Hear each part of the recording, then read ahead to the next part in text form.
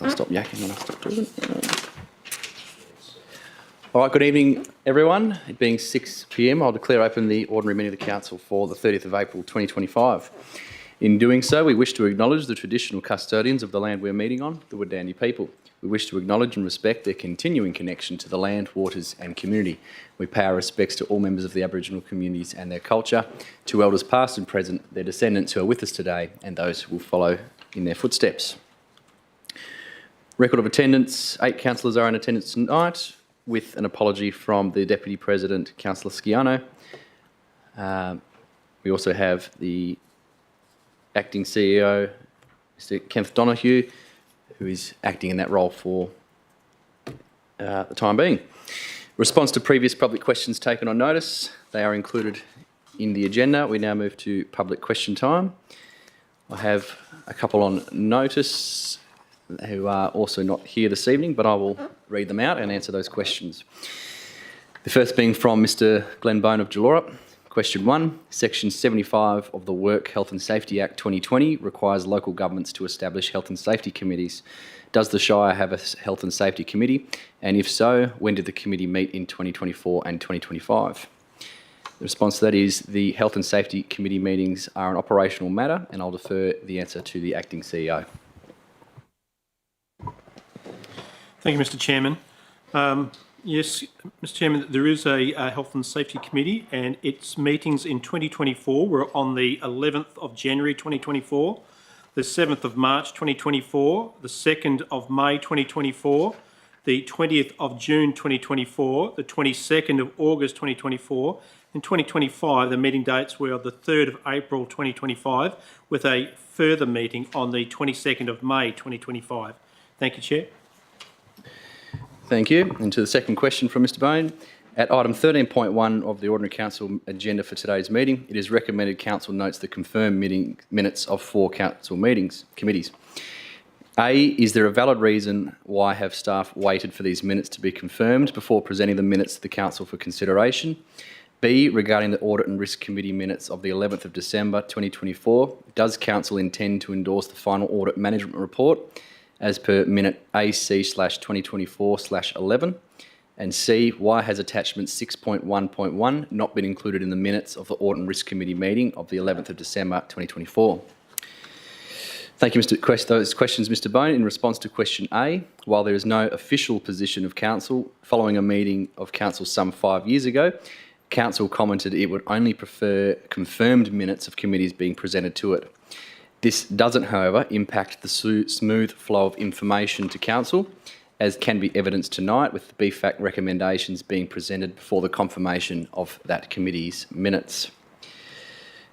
Answer to question B is yes, and your answer to question C is the minutes published on the Shire's website typically only show the decisions that are made at the meetings.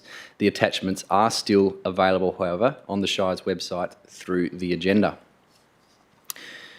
The next set of questions I have a notice are from Judy Hearn of Peppermint Grove Beach. First question. My questions are in regard to meetings of the committees of Council. The minutes and agendas of previous committee meetings presented tonight all include provisions for public questions. Some provide a provision to list public attendees in their gallery, yet there appears to be no notice given for these meetings to be public. Can the Shire please provide adequate notice to the public as to when these meetings are to be held? For example, with a public notice on the Shire's website or Facebook, and include them in the list under Council and Committee meetings on the Shire website, as well as in the Shire's calendar. In response to that, the public question time in committee meetings is a bit of an error. Only committee meetings that are delegated a function from Council are required to have public question time. Currently, this is only the Audit and Risk Committee. Committee meetings are generally open to the public, and we will certainly look at improving public notice for these meetings in the future. Question 2, are these meetings being held on a regular or predictable basis? In response to that is some committees have terms of reference that dictate meeting frequency. Some have minimums as determined by legislation. As to your previous question, we'll certainly look at improving notice periods for Council committees. That is all the questions I have on notice. Is there any questions from the floor? Mr. Hastie?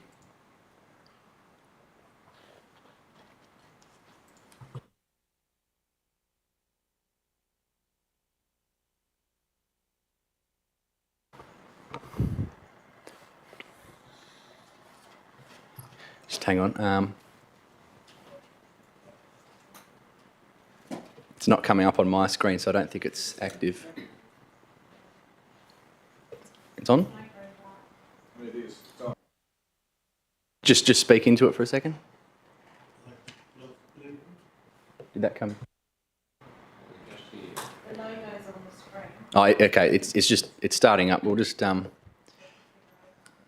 it's not coming up on my list. Okay. Yep. Just try. Yep. All right. It's on now. Okay. Thank you. Good evening, Mr. President, Acting CEO, councillors and staff. I've got 3 questions, but I'll start off with a bit of a statement first on each question. Given that the Shire's own engineering team previously supported reducing the speed limit on Boynup West Road to 100 kilometres an hour, and considering comparable roads like Uduck Road in Harvey and Railway Road between Boynup and Capel already have this lower limit, will the Shire now submit a formal request to Main Roads Western Australia to reduce the limit to 100 kilometres an hour in the interest of public safety and legal prudence? Thank you, Mr Hasty, for the question. We'll take that on notice, as I can't recall any decisions around speed limit for Boynup West Road as part of its reconstruction, but we'll take that on notice and provide you an accurate response. Thank you, Mr President. Question 2. Back in February, I raised concerns about Sleaford Park being covered in wood chips and blocked off by main roads. When I followed up at the March meeting, I was told the matter would be taken on notice and looked into. But as of the end of April, over a month later, there still has been no action, no update and no simple verification from the Shire itself. This isn't a complex issue. A staff member or ranger could have easily driven past and taken a photograph to clarify the situation. Ratepayers deserve a timely response when raising reasonable concerns. Why didn't the Shire take the initiative to send a ranger or staff member to Sleaford Park to take a photograph and confirm the park's status, rather than relying solely on delayed responses from the Main Roads Department? Thank you, Mr Hasty, for the question. I apologise that your question hasn't been answered satisfactorily. I will take that on notice and I will personally follow that one up for you. Thank you. Thank you. And the last question. On the 5th of March, I wrote to the Shire requesting a footpath to be installed on Hampstead Street, North Hampstead Street in Geelong, which, as you know, is separated by a walk bridge. I got a reply on the 7th of April saying the request would be considered for the 26-27 budget. Now, the residents on this part of the street have been waiting over 30 years for a footpath. So my question is, can the Shire prioritise this project and look at including it in the upcoming budget with the goal of getting it constructed within the next 18 months? Thank you, Mr Hasty, for the question. Council is currently in the process of considering its program of works for the 2025-26 financial year, as well as the future 4 years that follow that. That is something Council can take into consideration as part of that. It does have a paths network strategy, though, that it also needs to take into consideration as part of those deliberations. Thank you for your answers, Mr President. Thank you, Mr That's Hasty. Are there any further questions from the floor? No. Applications for leave of absence? None. All right, we'll move on to declarations of interest. There is 2 tonight, but on multiple items. So from Councillor Sharp, there's a declaration of impartiality on items 14.5, 14.6, 14.7, 14.8 and 14.9. due to her being a member of the Geelong Bushfire Brigade. And there is also a declaration of impartiality from myself on item 14.5, 14.6, 14.7, 14.8 and 14.9, given that I'm a member of the Shire's Bushfire Brigade network. There is no notice of items to be discussed behind closed doors. We now move to confirmation of the minutes from the ordinary meeting of the Council from the 26th of March 2025. Is there a mover for those minutes?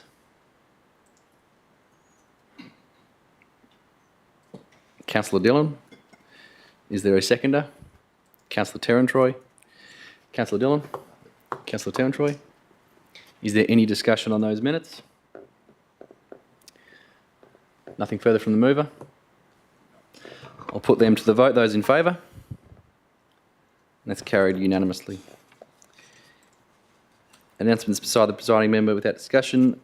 There's none other than my activity report will be included in the minutes of this meeting. Petitions, deputations and presentations. We have a presentation from, and I apologise, I'm probably going to get your name wrong here, Mr Radu Popescu, Director of Real Estate at Aldi, and Mr Greg Rowe, Director at Rowe Group on item 14.2, Shop Aldi Supermarket on lot 9056 Portobello Road. Gentlemen, would you like to approach the lectern and make a presentation?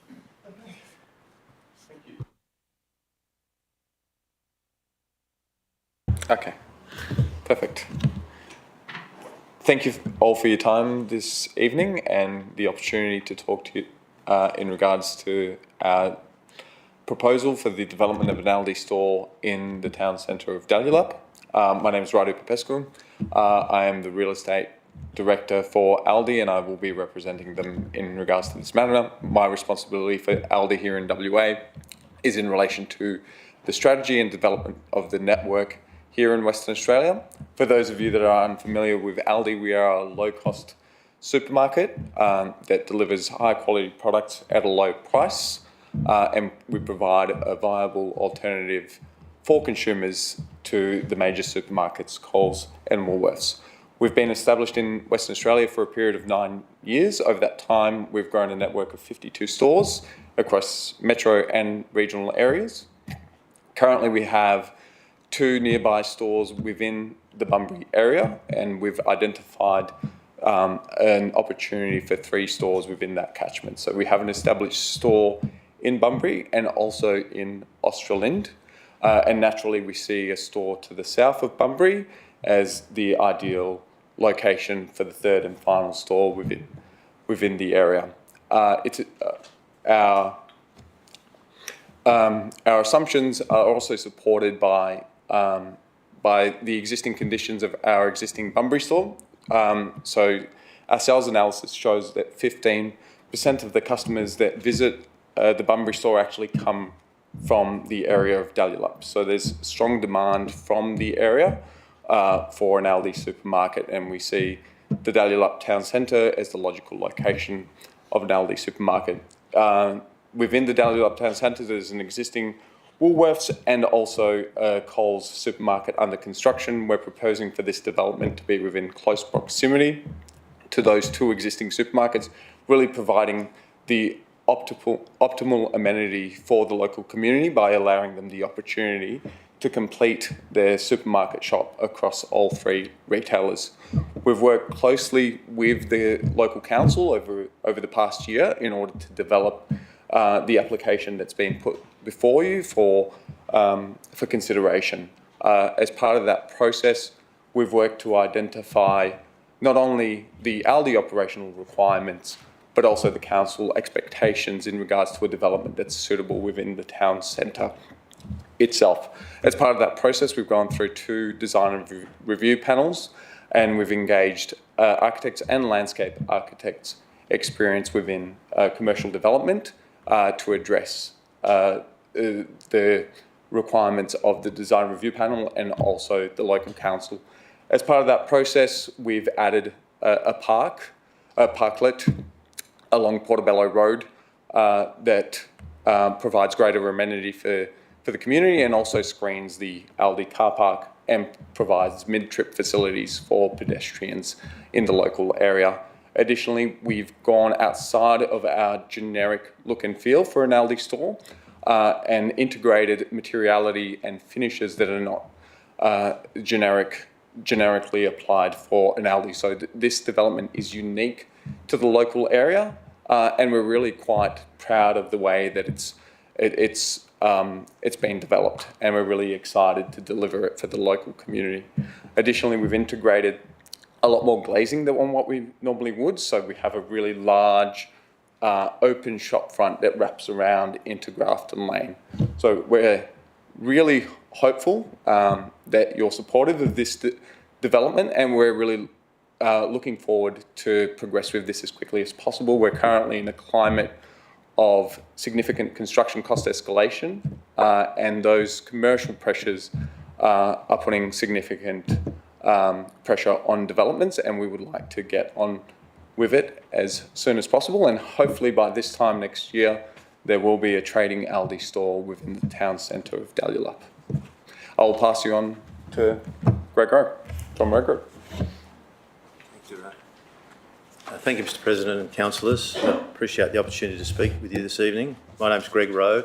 I'm the principal of Rowe Group. We are the town planning consultants for this development application, and we've been fortunate enough to be involved with Aldi since their inception in Perth, so we've done a significant amount of their rollout in Western Australia. The first thing I'd like to say is we have very much enjoyed the journey with the council and its officers in terms of getting to the recommendation that is before you today. We found it to be quite a refreshing and iterative process. It's been cooperative. Your staff have been available at every turn when we've needed them, and I hope the staff would see that and I'd like to persuade the councillors that we've been responsive and reactive as well. But it has been a very pleasant development application process, and we thank the council and its administration for that. The recommendation before you today is one of approval, so I don't propose to take up your valuable time and debate the merits of the application. They are before you in the report. We are asking you to endorse that report and grant the planning approval that is recommended. The main purpose for me to speak to you today is that whilst for the most part we are content with the conditions that are included in that recommendation, there are a number, a small number I might add, that are somewhat problematic for us, and in the submission that we've already made to the administration, which I hope is before you also, we have explained that we would like to make some minor alterations to 3 of the conditions and 1 footnote. In doing that, we also hope you'll see it of some assistance. We've simply recrafted the recommendation, and that's not meant to be in any presumptive or preemptive way, but it's just by way of assistance. And you'll see from that that there are only 3 or 4 sections that are in bolded print. All of the other items in the recommendation are consistent with the recommendation from your officers. The first one in regard to condition 2 I would describe as simply for clarification. There is the notion of a stormwater management plan being required.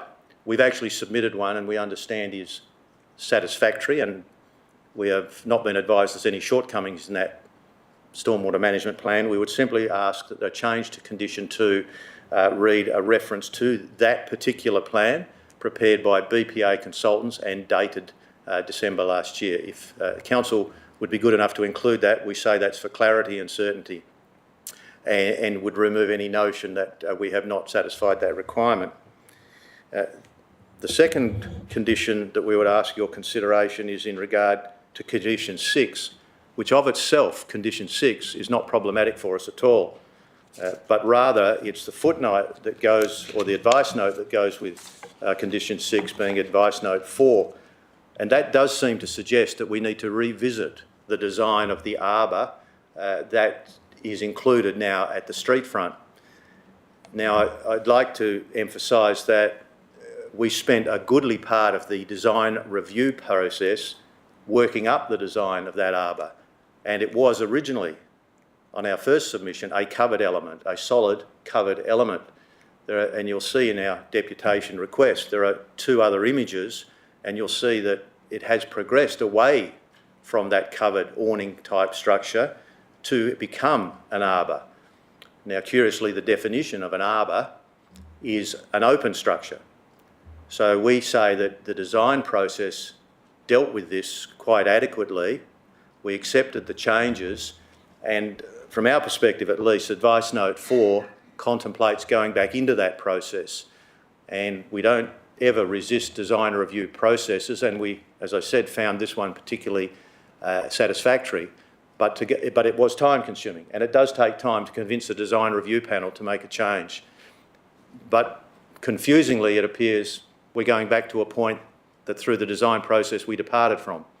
So we would like simply to resolve that somewhat confusing situation and ask that condition 6 remain unaltered, but that advice note 4 be deleted. And the last one, councillors, is condition 21, and that concerns the delivery times that are identified in condition 21. We presume that those restrictions have arisen out of a consideration or a concern for noise. That's not uncommon. I'd like to point out we have submitted a noise report. As best we understand it, the noise report's been accepted now, after some changes admittedly, but been accepted as complying with all relevant standards. The noise report itself deals with the compliance with the necessary noise standards for all hours of the day, including any stringent nighttime standards that are applicable under the regulations. Rather, we would ask, as our deputation request suggests, that you adopt a different condition 2021, a condition that you have seen fit to apply to the nearby Coles development, and we're asking simply for exactly the same wording to be applied to this development, and that's the notion that's explained in our deputation, but it relates to the requirement for a delivery management plan wherein we can deal with times on a convince the council basis when we deal with your officers.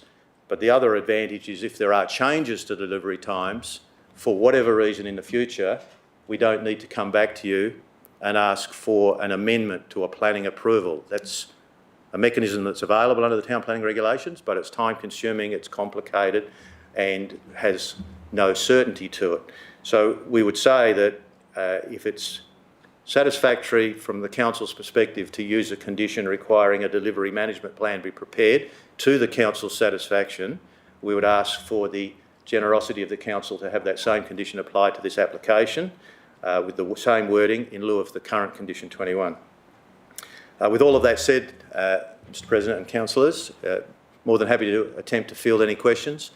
We close on the basis that we would like the approval. You've heard from Aldi that they are keen to get on with this project, and we have, as I said in my opening comments, enjoyed working with your administration. It's been a great experience for us. So thank you for all of that. Please endorse our application and hopefully with the changes I've described. Thank you, Mr Rowe and Mr Popescu. Are there any questions? Councillor McCleary. Thank you for the presentation. Probably direct to you, Mr Rowe. With the truck entry and exit points into there, we've got a lot of residents fairly close, and I know the sound levels in there. With the evening, if you're going to go outside those areas, what's the approach there? Is it only the small trucks, or are they? Through you, Shire President. The purpose of my suggested change is to deal with and address exactly those sorts of queries. At this juncture, the nature of the trucks, the times of the delivery are not yet defined. Or having said that, Aldi does have a pattern of delivery and understands its own delivery. It controls its own delivery. But in terms of each store, they do need to, on occasion, change those arrangements. On occasion, there are some just-in-time deliveries. We, as I said in addressing that condition, we have done a traffic study associated with the noise impact assessment study that confirms at this juncture that any date or night deliveries will be compliant. But as I did say, that is the purpose, we say, of the management plan that we've described and asked for.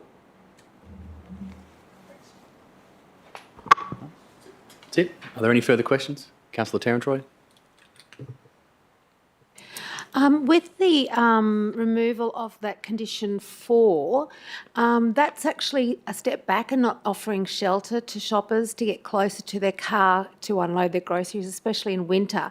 Can you give me more information about that, please? Yeah, but yeah, which I know the definition is. Through you, Shire President, thank you.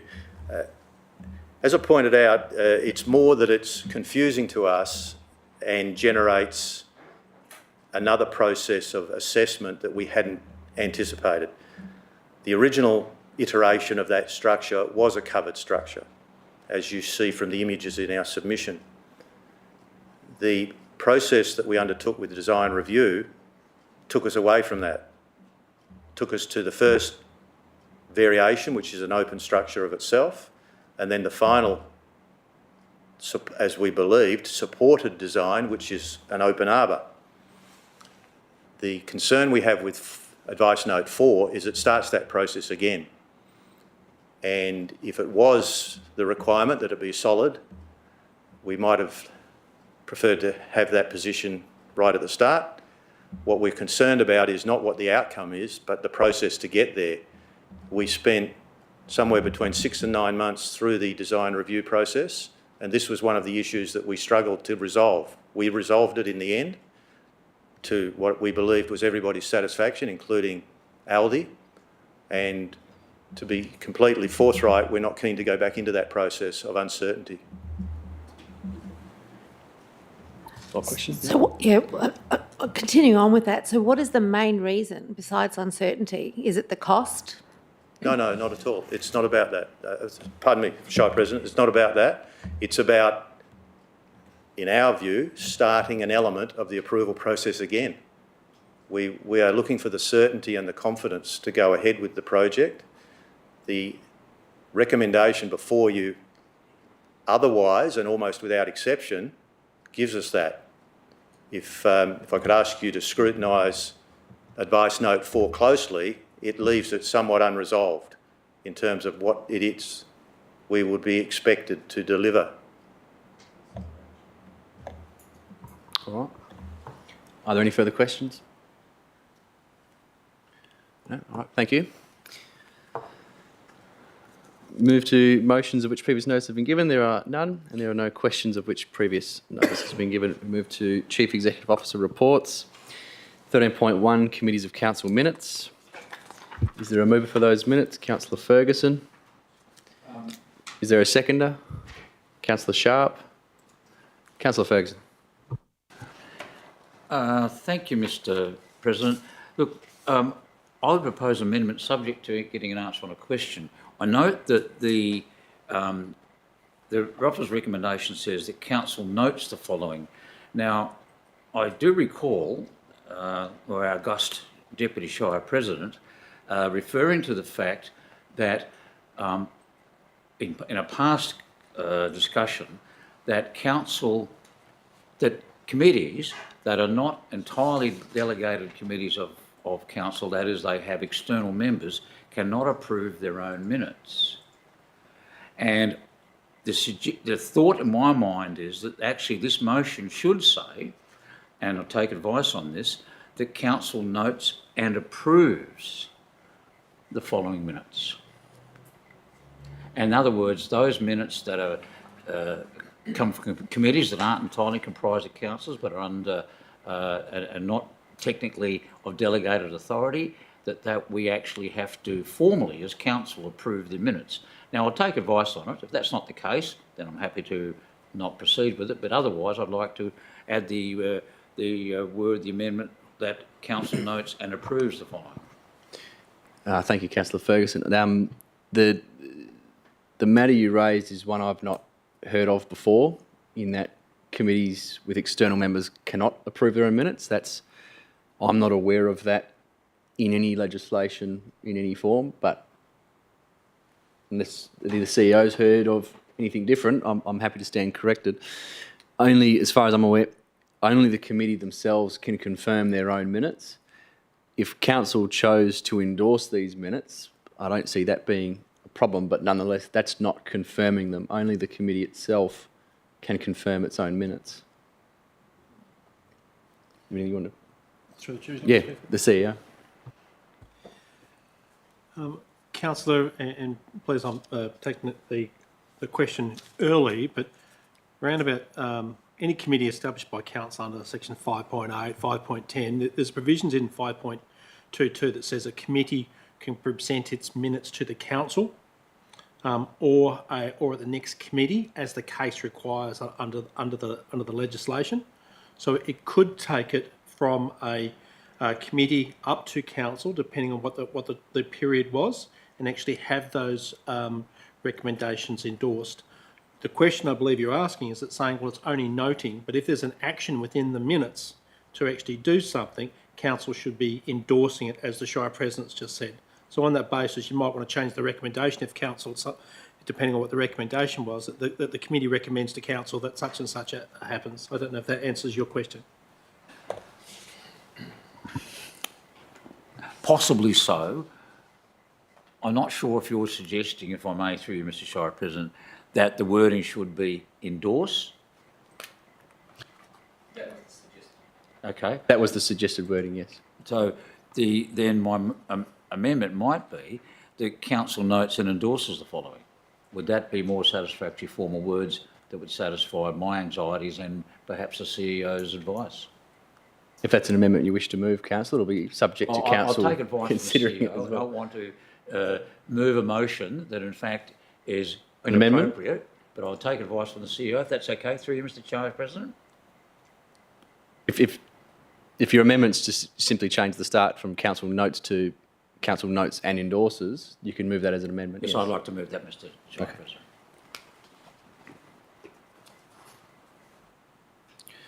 All right. Moved by Councillor Ferguson. Is there a seconder to that? Councillor Mogg. Councillor Ferguson. I've no further comment, Mr. Question. Councillor Mogg. Any discussion on the amendment? Councillor McCleary. I have a question. The reason that I can see in the minutes that they're not the most recent meetings held, because like this meeting, the previous minutes come up to the committee for endorsement and signing, and then they can come up to council. So they're actually, the confirmed minutes are confirmed by that committee before it comes here. So I'm not sure that you really need to endorse that. Is that the approach? The acting CEO. Through the chair, if you were in the prior to the new legislation, the committees used to have to go back and actually have them reconfirmed, etc., before they would go to council.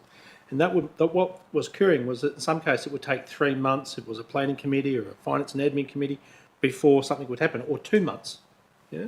So the Act was changed in the legislation to allow the minutes of a committee to be presented to the next council meeting, or if there was multiple council meetings in a month, and I've been in situations where there have been 2 council meetings in a month, it would be presented to the second committee.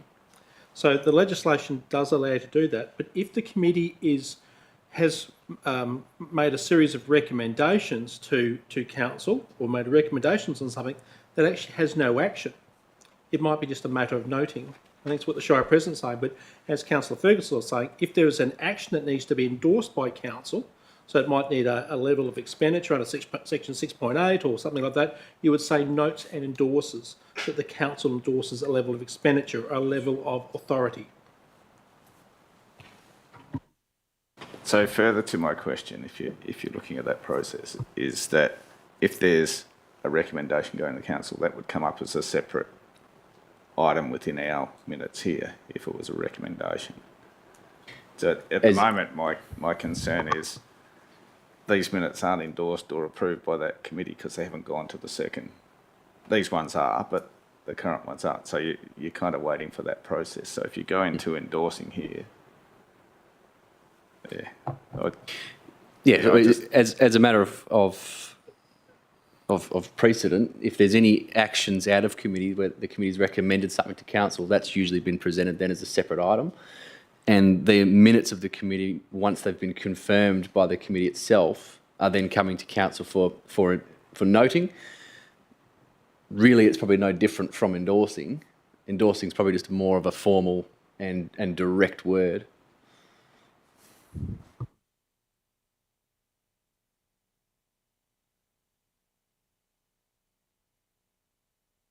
Are there any further speakers for or against the amendment? All right, I'll put... sorry, the mover, do you have anything further to say? No further comment. I'll put the amendment. Those in favour? Those against? That is carried 6-2. That becomes the substantive motion. Nothing further from the mover? Councillor Sharp? Are there any speakers for or against those minutes? Mover wish to close? I'll put that to the vote. Those in favour? That's carried unanimously. 13.2, the Community Perception Survey 2024 Summary Results. Is there a mover? Councillor Ferguson. Seconded, Councillor... Sorry, we'll get a second. Councillor Mogg. Councillor Ferguson, you have the call. Thank you, my august colleague here, for reminding me to turn my switch on. Look, I would like to move this motion and add a part 2 to it. And that part 2 is that empower the CEO and the Shire President to make arrangements to further public dissemination of the community perception survey. That's a third point. That's a third point. That's it. Yep. Second point. But you said a second point. It's a third point. Oh, sorry, 3.3. Yep. And are you moving that Yes, As an I'm moving alternative? that as an amendment. as an amendment? All right. Well, you were the mover of the substantive, so you'd have to move that as an alternative recommendation, which you can accept that way. Does the seconder still concur with that as an alternative? Yep. All right. We can proceed. All right. Does the seconder wish to speak? Are there any speakers for or against?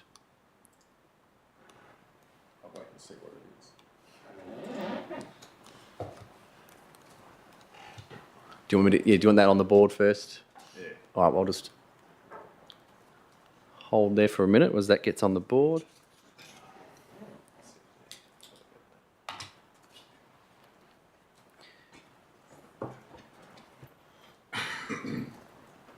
I suppose I'll speak to it then while it's being written up there. I'll speak in favour. I think it's important that we disseminate the full, or as much as possible, of the community perception survey to the community as possible. Noting limits there are around intellectual property, but there's certainly some great initiatives and advice that Council's seen that's come directly from the community, which I think some of that we can enact very simply and easily. And a lot of things that we can consider as we relate into budget and also program into the future. So I think there's certainly some things there we can capture and then also report back to the community on. So I think this is a great amendment and I support it fully. So, are there any further speakers? Councillor McCleary. Thank you, Mr. President. Thank you, Councillor Ferguson. Interesting when reading through the full report. It's certainly got a demographic that's about my age or older that seem to be the most popular people putting comment into this. I'm hoping that in future perception survey we get a broader interest coming in. I'm wondering whether we've approached it in the right manner to get engaged with that younger community and family community, younger families and stuff, because it could very well skew away from what we really need to do, and that concerns me. All right. Are there any further speakers? Councillor Noonan. I'd like to support this amendment from Councillor Ferguson as well. I think it's a good amendment. I think it's good that also that it's fairly broad. It doesn't specify that it's just got to be Facebook or the Shire's website, and I think that it gives the president, the CEO, it gives the staff the opportunity to select any and all of those methods that the council has of communicating with the public, and this obviously this is an issue. Our communication is something that has been brought up before by the community, so it's a good example of how we can make an effort to address that problem that has been identified. So I think it's a very good amendment, and I thank Councillor Ferguson for it. All right. Are there any further speakers for or against? Councillor Terrantroy. Just to reiterate that, yes, I think putting out the full survey results as much as we can to the residents to look at and read will make it much easier for them to interpret, because some of the information within the agenda isn't easily interpreted unless you've actually seen the survey results. Thank you. All right. Any further speakers? Councillor Ferguson, you wish to close? Thank you, Mr. Shire President. Just to endorse your comments and the other contribution from my fellow councillors, and I think this is another step along that positive pathway towards communicating with our residents. And thank you. All right. I'll put that to the vote. Those in favour? That's carried unanimously. 13.3, the Corporate Business Plan 2024 to 2028, Quarter 3 reporting, July 2024 to March 2025. Is there a mover? Councillor McCleary. Seconded, Councillor Mogg. Councillor McCleary. Thank you, Mr. President. I'll move the motion as read. Councillor Mong. Are there any speakers for or against that item? Councillor Dillon. Thank you, Mr. President. Yeah, look, overwhelmingly, I support the item. However, there is a couple of concerns that I do have regarding one particular part of that, as someone who's been working pretty closely with the Capel District Cemetery Group about attachment, well, it's PFA 8.11.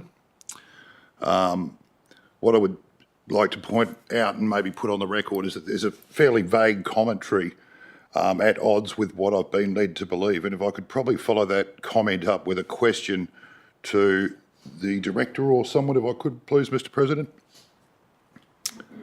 regarding the cemetery master plan. That would be permissible? Yeah, I'll just see if they have an answer. Otherwise, we might take that on notice for you and Okay. get your response. We'll take on notice.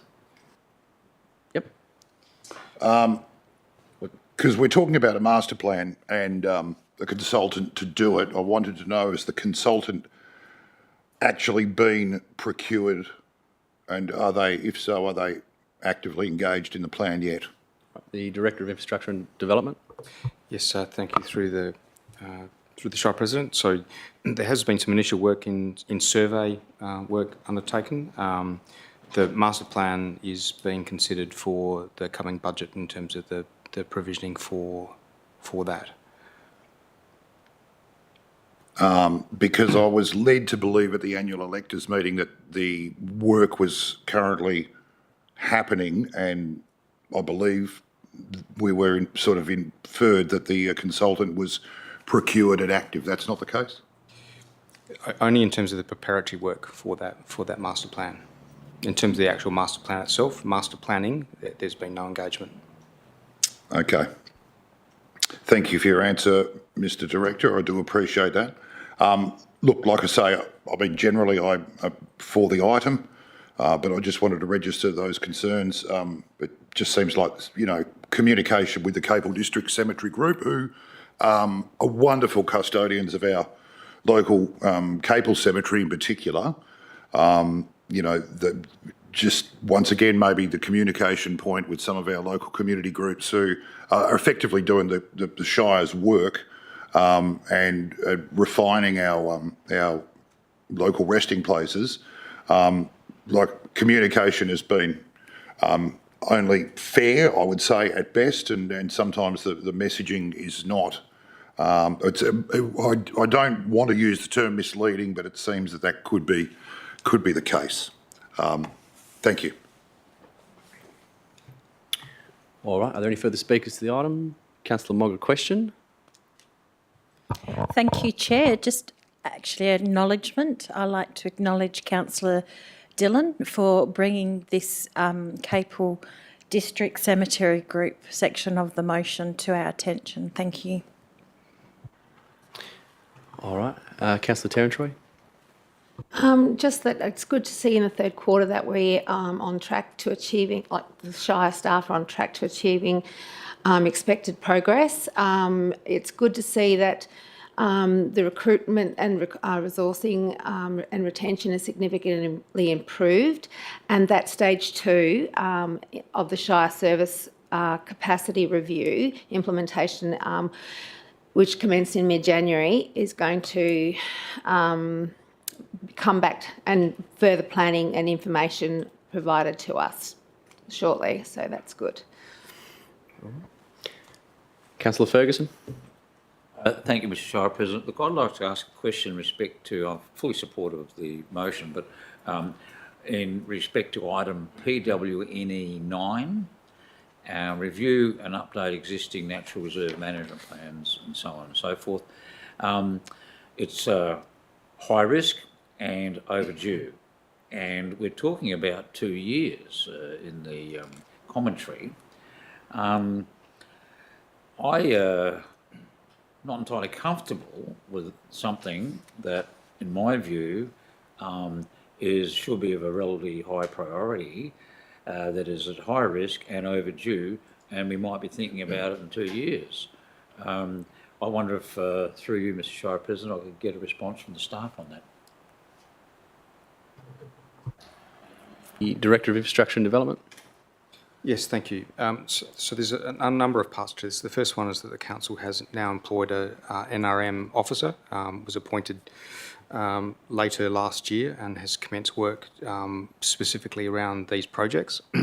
There is a component around the asset auditing, which has also been underway. So all of the public open space reserves, and now, which weren't part of our current asset list, the natural reserves are now being picked up as part of the audit.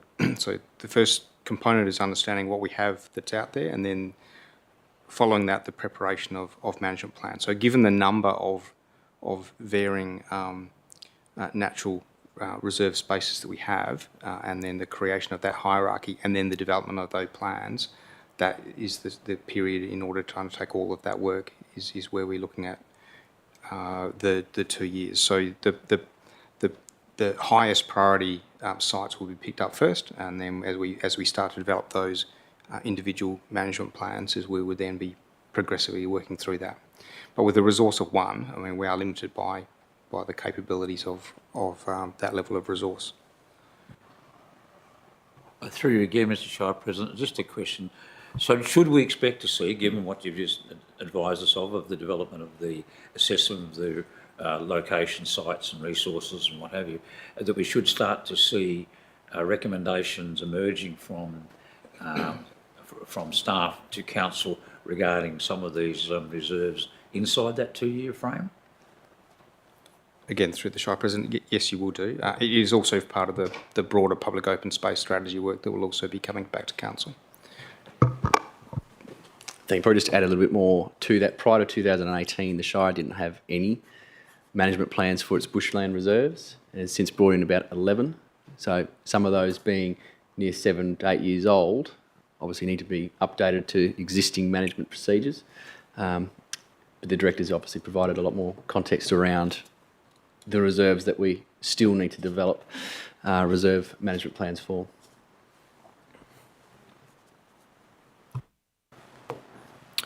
Councillor Noonan. Thank you, Mr. President. And if I may make a further comment, perhaps just to allay some concerns that Councillor Ferguson might have, or that other members of the public might have, that this time period doesn't mean that that the officer is going to be tied to the desk and just doing reports, and that I would like to actually commend the officer that we have engaged, that she has been very, very actively out engaging with the community, in particular the Revive the 5 Mile Brook group, the project, and she has organised for the initial launch of that project, and the coming up in May. So this coming month on the 18th, there is a preparation day. That's Sunday. It's preparation day at Shire Park for the Revive the 5 Mile Brook, and then the following Sunday, the 25th of May, is the planting day.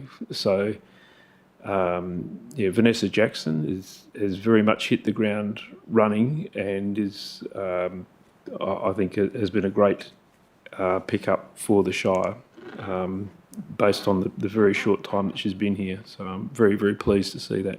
And the community response at the launch, we had over 100 community members in the Chullora Hall, which was just fantastic. And so it's very much meeting a need that was identified in the community. And great to see someone who's got that initiative and experience to be able to bring projects on the ground to fruition.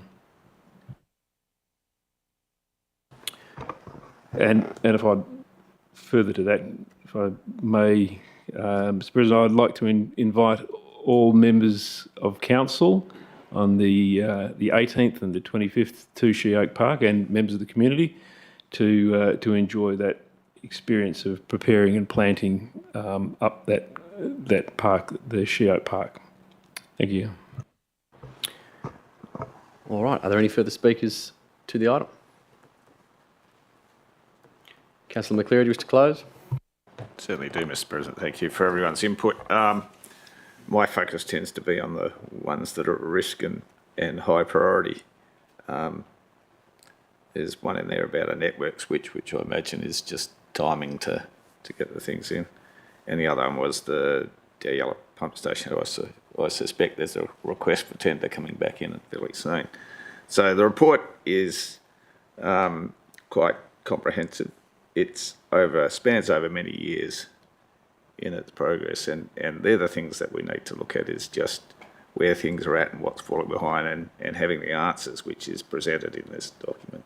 So anyone can read it and see where things are at. So with that said. All right, I'll put that to the vote. Those in favour? It's carried. Unanimous.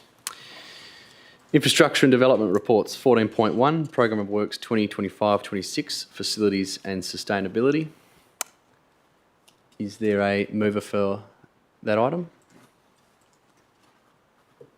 Councillor Terentry? Is there a seconder? Councillor McCleary? Councillor Terentry. I'd like to move it as read. However, I do want to make comment that a lot of work has gone into this. We've had lots of councillor meetings to update us on the current programme of works, 25-26, facilities and sustainability. There were some things I think another council would like to speak to regarding CREP. But I'll leave that for that councillor who is very involved with CREP. Thank you. Councillor McCleary. Thank you, Mr. President. I look at these works and budget planning, and I really want to hope that we get some confidence in the cash flow and timing of all the works as they come out when we get to the final budget and what gets approved. Because this year hasn't been particularly good for various reasons, and I'd hate to be in the same boat coming into the next financial year. All right, are there any further speakers for or against? Councillor Mogg. Thank you, Chair. I'd like to move amendment to the motion, please. Yes, Councillor, your amendment?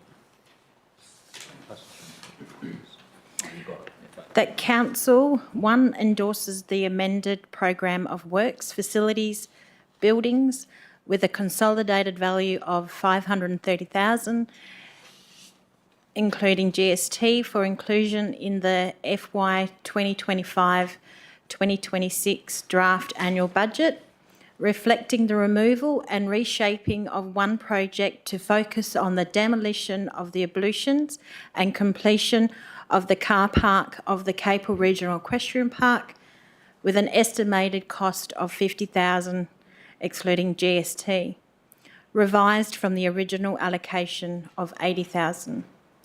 2, endorses the Programme of Works Sustainability with a consolidated value of $177,500, excluding GST, for inclusion in the FY 2025-26 draft annual budget.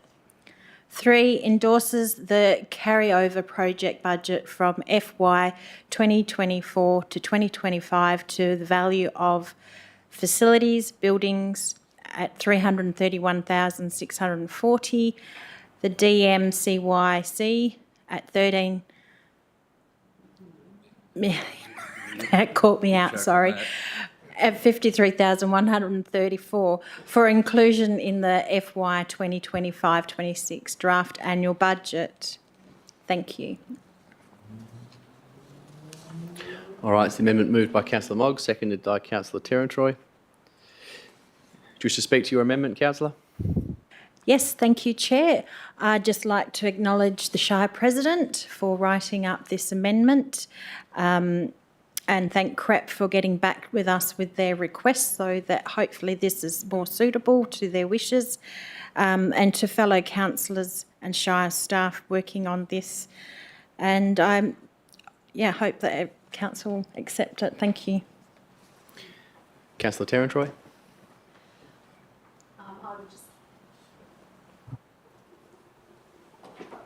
I would just like to encourage my fellow councillors to accept this amendment. I think it's really important to follow the wishes of CREP and other organisations who are impacted by decisions that we make in this chamber. I think it's really refreshing that in this instance that we've had some feedback from Councillor Mogg and then been able to get more information from CREP, and again, assistance from our President for Councillor Mogg to actually bring this motion to Council, or this amendment. Thank you. Are there any speakers for or against? Councillor Ferguson. Look, I would like to support the motion, Mr Shire President, but I would also like to ask the mover, was the intent that the car park works not proceed at this point? I got to say, if we take the view we don't want to see the old clubhouse demolished, there's no reason why we wouldn't want the car park works to be completed if that wasn't a project challenge in terms of actually separating the items out. But I can't see why we can't go ahead with the car park completions. Well, it says reflecting the removal and reshaping.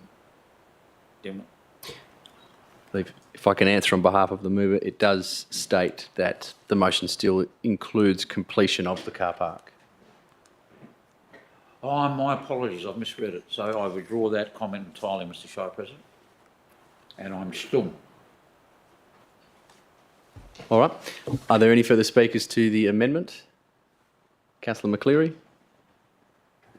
Thank you, Mr President. There's probably a number of questions. Now we're separating out the demolition, and I had the question of whether the toilet was attached to the clubhouse room, and if so, you start to get into an economy of scales in a project, whether you can demolish that without doing too much damage to the old building.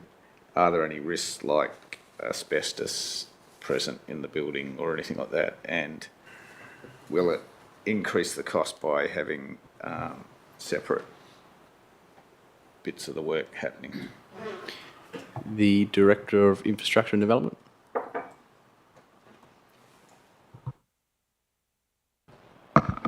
Thank you. The full condition report of the building is something I don't have at hand. I would need to take the full details as whether there was exposure of asbestos within the building on notice, but the building condition is in a poor state. There's issues around whether the facilities themselves are connected to sewer, which my understanding is there is decommissioning of those sort of connections. Within the operative budget, the full demolition was estimated to be $40,000. So the works, we can complete them within the recommended budget. Yeah, thanks for that. Look, my concern was that when you start manipulating with demolition of a structure and things like that, and how sound it is, there's some of the things I'd really like to know whether the building itself, like we get told it's okay to use, but why did we build a new one if that wasn't needed? I don't know, there's separate things, and there was quite a bit of money spent on this facility. I'm okay with the amendment, but I think there's precaution proceeding forward to dealing with the ablution blocks so it doesn't threaten the existing building as such. And so, if we can get some feedback later on, I'm fine with that. Are there any further speakers to the amendment? No. I'll speak in favour of the amendment. I suppose I note the points raised, particularly by Councillor McCleary, and it was something that I think a few of us questioned last week at the council briefing, was actually the general condition of the facility in general, whether it actually could continue to operate just as a storeroom or function room as it currently is. I suppose I'm still supportive of this amendment because I think it makes clear what council's ideal intention would be, in that the building stays as a storage facility or whatever as the club wants to use it for a short term, while we also look around and investigate some other situations that are happening amongst the region and other groups. But the benefit of setting this sort of direction now is that this will come back to us again as part of draft annual budget and budget adoption in June and July.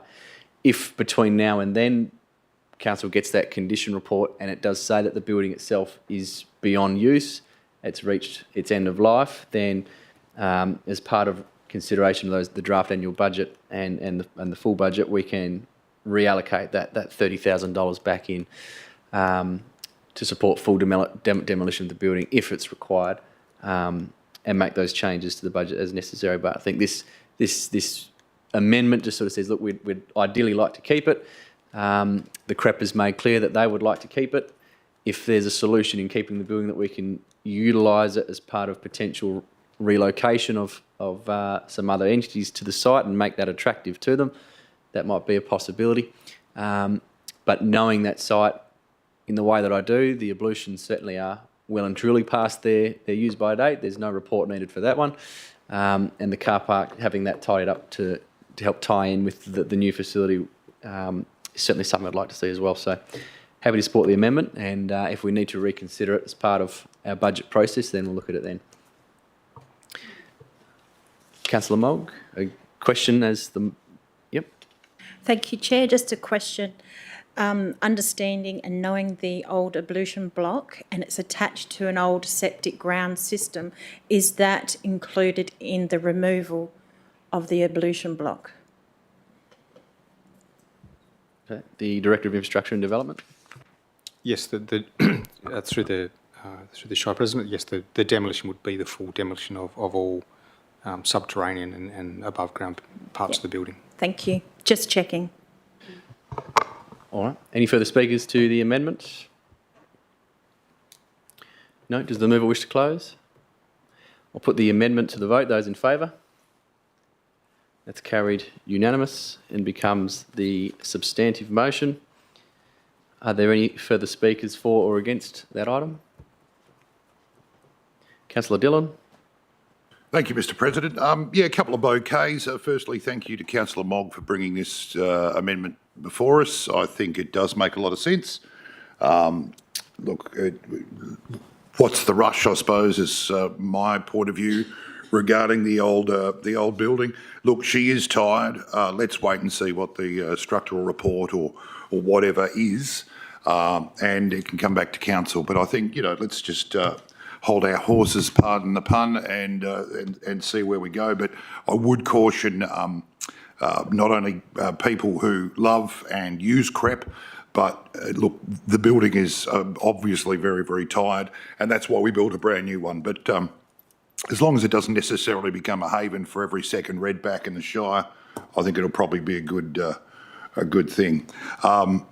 Look, speaking to the item more broadly, look, it's been something that I've probably not been waging a one-man war, far from it. But look, once again, we've got quite a few projects that are being carried forward, and I know it's a tough environment for staff to procure contractors and the like, but we are coming up to the budgetary cycle yet again, and just to remind my fellow councillors, we need to be very, very careful what we promise to our residents and ratepayers, and we need to focus on deliverable projects. I know it's a tough environment for our staff, but once again, there's a few too many carryovers in this item for my liking, but on the whole, I'll be voting for it.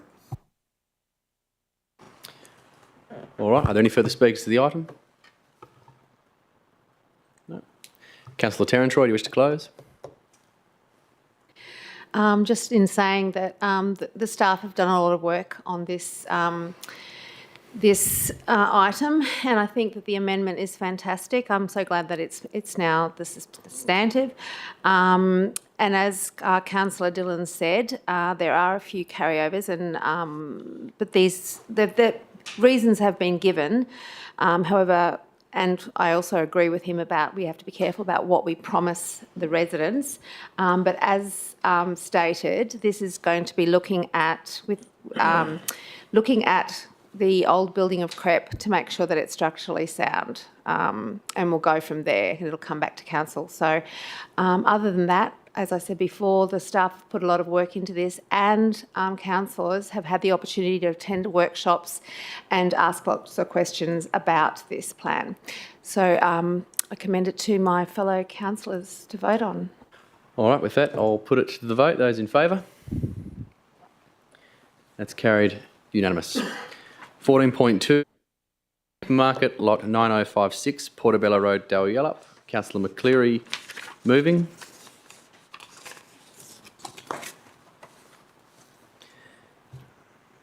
Is there a seconder? Councillor Mogg. Councillor McCleary. Thank you, Mr. President. I'd like to move the alternate recommendation.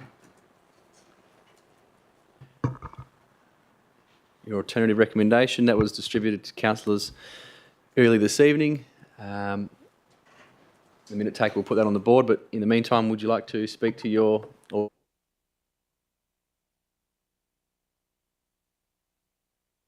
Bit of clarity on some of those things, and thank you for sending in those comments prior to this meeting. We've had a bit of a review done internally, and I believe this alternative motion addresses the concerns raised, and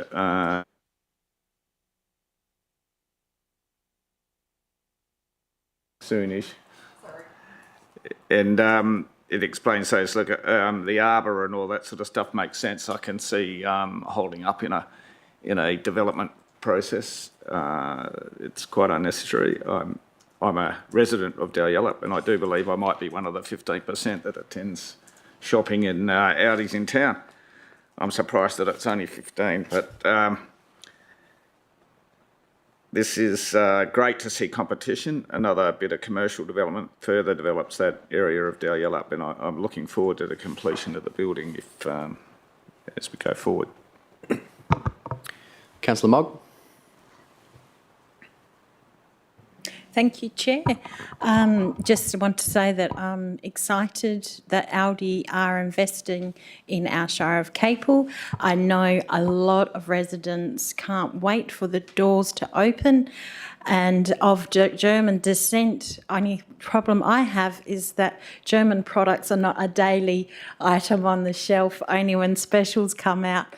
But yes, thank you. I'm full support. I'm happy with the amendment. Thank you.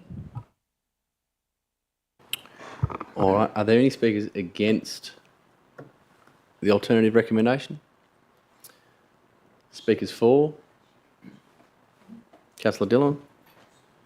Thank you, Mr. President. Yeah, look, I think these amendments are reasonable. Thanks to the gentleman from coming down from Perth and making a presentation tonight. I'm very pleased to hear that you are very happy with the way the dealings with the Shire staff went. That gives us, as a council, great confidence, and look, we do believe in our staff, so that's great to hear. Look, I understand the concerns you had with the 3 points that you made your presentation on this evening, and if they're being addressed in the amendment, I'm very happy to recommend that to my fellow councillors. Are there any further speakers for or against the item? Councillor Terran-Troy. Yes, I'm also one of the 15%, but I like Councillor McCleary, believe that there's probably more than 15% of Dalyellup people who go there. I know that it's going to offer our families more choice, especially with the cost of living at the moment. So I think it's good. It puts a bit more competition out there against the other supermarkets being built and already in situ. So I am for this development. Thank you.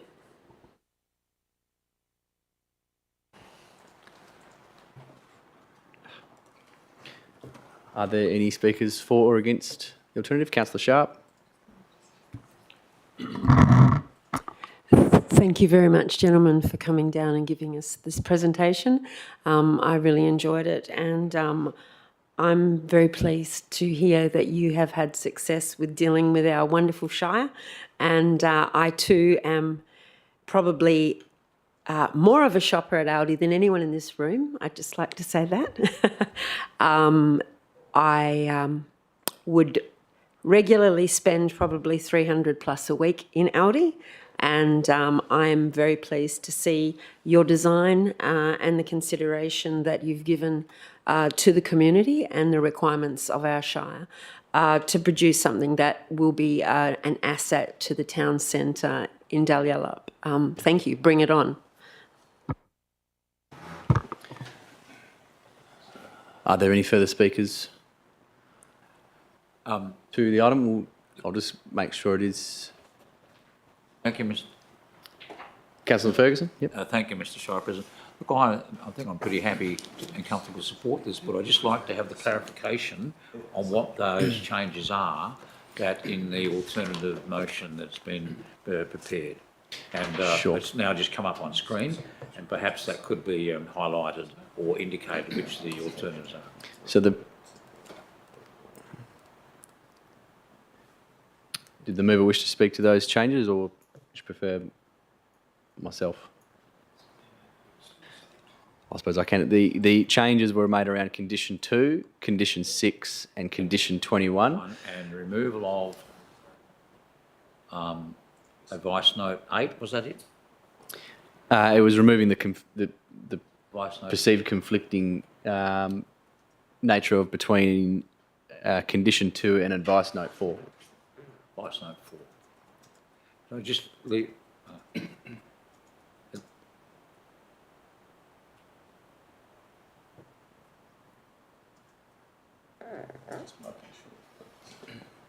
Okay, so basically what we're saying is that this, if we support this tonight, is that the delivery management plan will be as required on a recurrent basis or as variations required, submitted to staff for approval or endorsement or support. Sorry, can I just have that question through me, please, Councillor Ferguson? Sorry, I didn't Mr. hear it. Yeah. So the intent of the changes to item 21 are that in the event that there is a request or requirement to change the delivery management plan, that would be referred to staff for support and endorsement or otherwise. Yes, that's my understanding, but I'll ask the Director of Infrastructure Development to confirm that. Yes, thank you. Through the Shire President. Yes, the intention behind the amendment to condition 21 is to remove specified operating or delivery timeframes from the approval itself, and then for that to be contained within a delivery management plan, which is a document that would be subsequently submitted as part of the reconciliation of those conditions through to council. Officers would review that in the context of the acoustic report and the rest of the supplementary information provided as part of the submitted application, and then that delivery management report would then be approved, and that would allow the operators Aldi to operate within the terms of that, and if there are amendments that would come in years to come in the way that they undertake their business, then there could be an opportunity for that management plan to be amended. All right. Just before we proceed any further, I'll just ask the mover to confirm that the amendment that's on the board is as he's desired to move. So is condition 21 as per your alternative recommendation, Councillor? Yeah, I was going to go, that was the switching between the two things. Yep. There's this, I believe your change is really only around conditions 2, 6 and 21. Yeah, so 2 and 6 were done, and then... Yep. Just confirming it's on the board and is what council is considering, Councillor. So there's a bit about the traffic management there, and then the R was the other thing that we were looking at. condition 6. Advice note. No, it's the advice note. Advice note 4.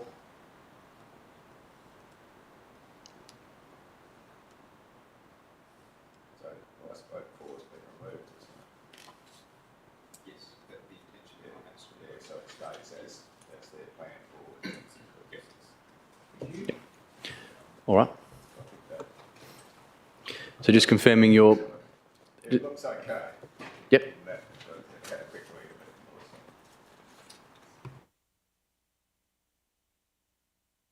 of it. It's confusing when you pull that a section out and then you're trying to redo the numbers and look at those sorts of things. So at the moment we've addressed the report, so it mentions the BPA for the traffic.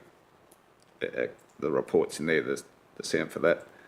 It deals with the truck access, and then item 4's been removed, which was the one, the advice note about the arbour and things like that, which then fits in with that, so we don't get tied up in a change that delays the progress of the works.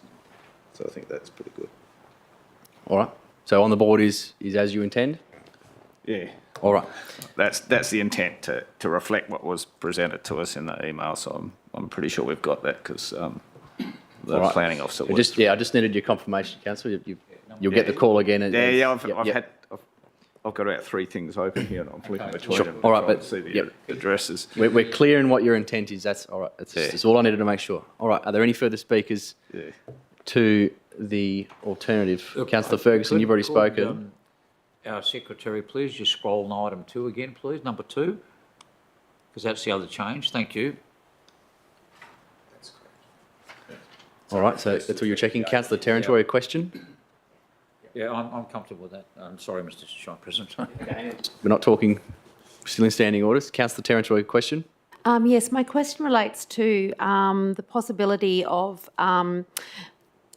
discussing and perhaps requesting the condition, like with condition that we can look at and have some extension above the pedestrian walkway, which will ensure easier movement between the sites when raining. Like, is there still scope and opportunity to incorporate the existing structures, but look at some alternatives? The Director of Infrastructure and Development. Thank you, through the Shire President. The effect of the amendment would be that the submitted plans, which include a arbour structure along the Portobello Road frontage, so this is a refuge, if you like, a piece of public amenity and space that sits along the street front to assist in the design and of the building itself, and for as a piece of amenity. It doesn't extend into the car park, so it is running along the extent of the road. It is an open structure, and the intent is for that structure, as contained within the landscape plans, which are appended to the agenda, for that to be covered by some form of a creeping plant, and then so rather than it being louvered or covered in some form of solid cover, that the planting itself would provide for the shade up and over that arbour feature. So that is what is submitted. The effect of the amended recommendation is that the approved plans are it, and then from translating through to a building permit, that we would expect to see similar designs coming through as part of the approval pathway. All right. Any further speakers? Second question, Councillor. Yeah, continuing on from that question. So my question was, is there scope or opportunity to incorporate the existing structures, but also look to have some of the extension above the pedestrian walkway, which will ensure easier movement between sites when raining? Like, is it possible to let the process go on, but still perhaps look at that with the in the process? Do you know what I'm trying to say? Like, I know that we don't want to hold up the process of starting the ALDI so that it could be possibly working in 12 months. but is there still scope? The Director of Infrastructure and Development. Thank you. Through the chair, the effect of the amended resolution would mean that if it would be open for the applicant to come to council and suggest modifications to the detail of that design, but if they were comfortable in the manner that it has been submitted, then there would be no further opportunity to revise or come back on what that design would look like. And I think the intent behind the submission made is that it provides certainty for them in terms of what that design outcome would be in relation to the final design for that site through to delivery.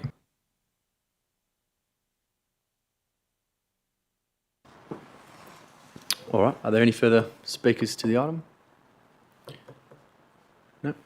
Look, I'll speak in support of the alternative recommendation from Councillor McCleary as well. That change to condition 2 around the stormwater, I think it was largely addressed anyway, and I'm completely confident with that. The changes around condition 6 in the arbour, I'm very much supportive of that, and the proposed plans that Audi had already proposed and supplied. I mean, looking at the proposed layout of it anyway, the argument around it providing shelter to other access ways, I don't really think exists, given that where the arbour actually is proposed to go, there's a road that vehicles are moving through anyway on either side of it, and also that the crossover onto Portobello Road. So for even shoppers of Audi to actually access their car in the car park, the arbour actually provides little benefit. But the proposed design that's been submitted, I think in terms of the aesthetic for Portobello Road is the better option rather than a louvered or fixed roof structure. So I'm supportive of those changes and the design proposals that Audi and Road Group have submitted, as I think the outcome for the amenity of the area is better with that proposal. And the changes around condition 21, I'm comfortable with what's been put there, and I'm certainly happy to see officers have that discussion with the owner, with the operator around those vehicle movements, without it becoming a planning matter that either will require reconsideration by the council or a large change to the management plan. Looking at their acoustic report, it does consider large rigid trucks and refrigerated trucks operating at nighttime hours, including 5 a.m. or even earlier than that, and it is in compliance with noise standards anyway. So I'm comfortable for those plans to be negotiated through with officers rather than it being, if needed, a planning amendment and having to come back to us. I think if there's conditions precedent with other operators in the area, I'd rather just run with that and to be honest, get out of the way. So I'm very comfortable with the alternative and support it. So, all right. Are there any further speakers to the item? Councillor McCleary, you wish to close?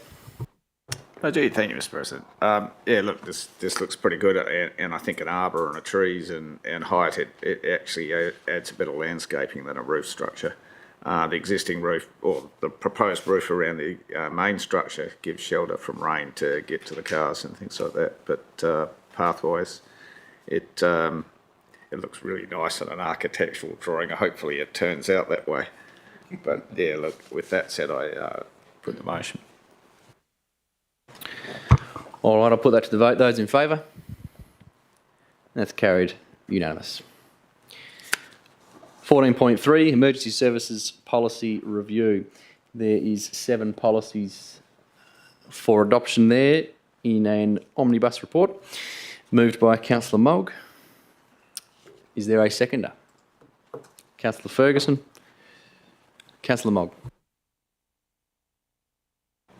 Thank you, Chair. I move the motion as read, and just like to support any policy that comes to council. They always need reviewing, relooking.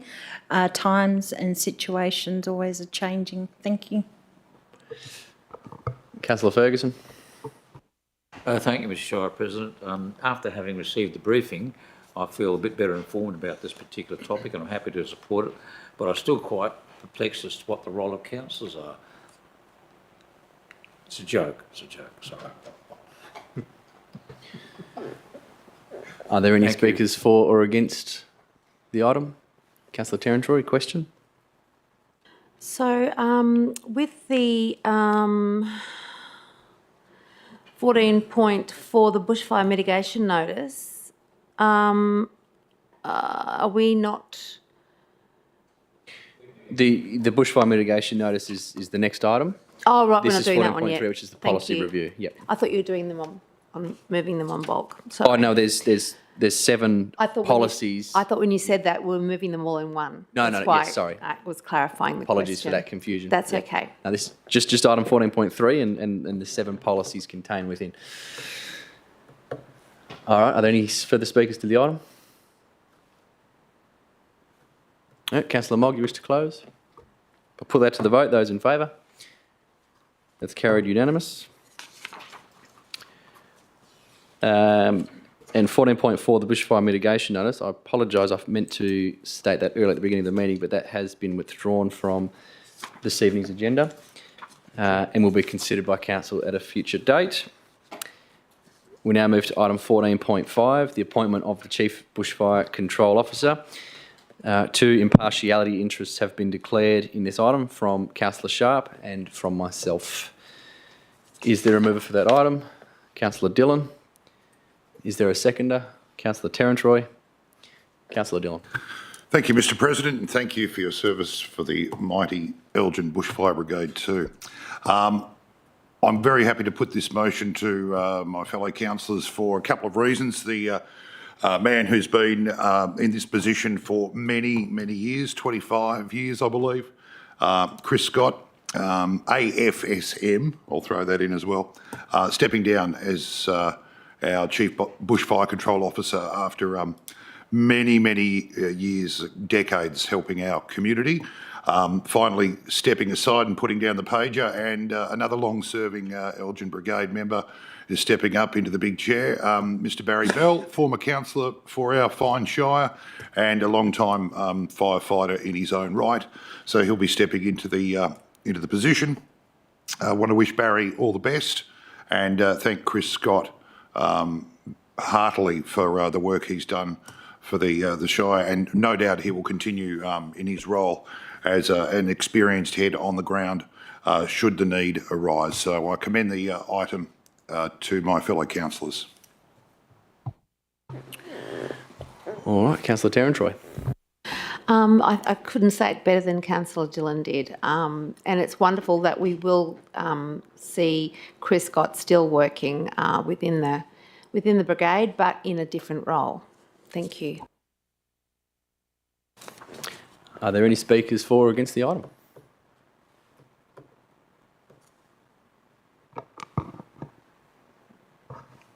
No? I suppose I'll just say that I too concur with the comments of Councillor Dillon around the service of the current Chief Bushfire Control Officer, Chris Scott. 25 years as the Chief, with 20 years prior to that as the Deputy. It's a hell of a long time of service to the district. That amount of knowledge and understanding of the way fire acts in this district is something that will be sorely missed. But luckily, the knowledge of the recommended candidate is just as good. So, and as mentioned by Councillor Terrantroy, Chris, he's not putting down the helmets just yet. He'll be back down to a white hat. So he'll still be on the fire ground, probably helping people out and training our new members, which is always good to see. So thank you for his service, and the Shire will certainly be honouring him in the appropriate way in the coming weeks. So with that, are there any further speakers? Councillor Dillon, do you wish to close? Only in as much as that I'd like to say with Mr. Scott wearing a white hat, how he will go taking direction. But no, I'd urge all my fellow councillors to vote for the item. Thank you. And with that, I'll put it to the vote. Those in favour? That's carried unanimously.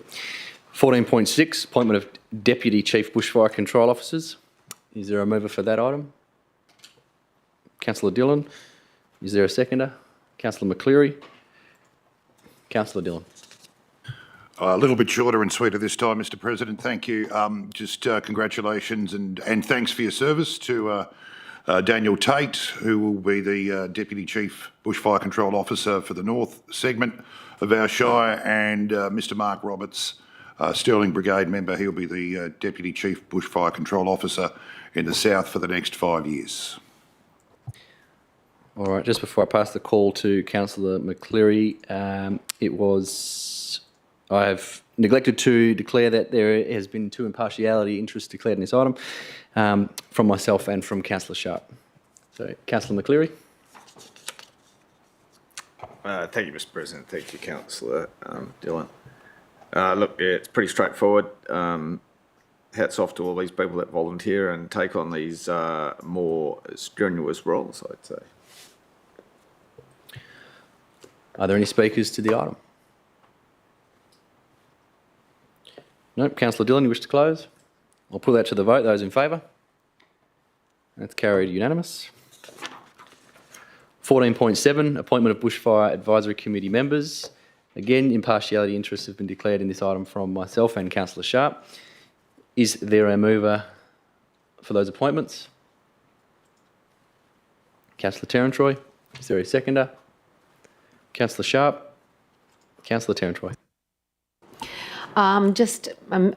Basically, we're having Chris Ward and for the Boyanup Bushfire Brigade, and proxy Brian Smith. For the Elgin Bushfire Brigade, the delegate is Brad Scott, which is no change, and the proxy is Nick Tellini. I hope I've pronounced his name correctly. Capel Bushfire Brigade, the delegate is Trevor James. That's no change, and the proxy is Ian Woods. The Jalora Bushfire Brigade is Neil Rollinson, no change, and the proxy is Andrew Barr. And Stirling Bushfire Brigade, Ian Crocker, no change again, and the proxy is Neil McCarthy. Councillor Sharp. Thank you very much for that summary, Councillor Terrantroy. I'd just like to say thank you to those people who are members of the Bushfire Advisory Committee and their volunteer work throughout our Shire and keeping us safe. It's, as you know, we are in a super high risk region, and I would just like to say thank you very much to all members of our volunteer fire brigades, including the new committee members. Thank you. Are there any speakers for or against the item? No. Councillor Terrantroy, anything further? I couldn't have said it better, Terry. Thank you. I'll put that to the vote. Those in favour? That's carried unanimous. 14.8, appointment of Brigade Captain, Boyanup Bushfire Brigade. Impartiality interests have been declared in this item from myself and Councillor Sharp. Is there a mover for that item? Councillor Dillon. Is there a seconder? Councillor McCleary. Councillor Dillon.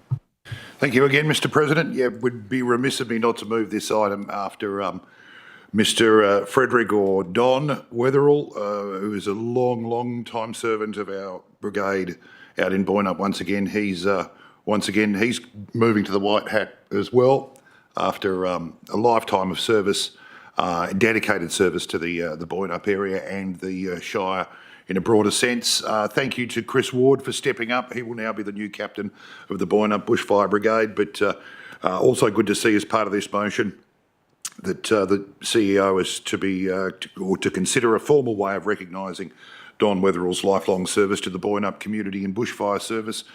Pride of place in this motion. Councillor McCleary. I'd like to just concur with Councillor Dillon's comments. There's no point in repeating them. Are there any speakers to this item, for or against? No. I suppose I'll just say, though, it's worth pointing out that the service that Mr. Weatherall has put into just the captaincy of the Bushfire Brigade of Boyanup is 50 years. That's a rare thing in these days. All right, are there any further speakers to the item? Councillor Dillon, anything further? I'll put that to the vote. Those in favour?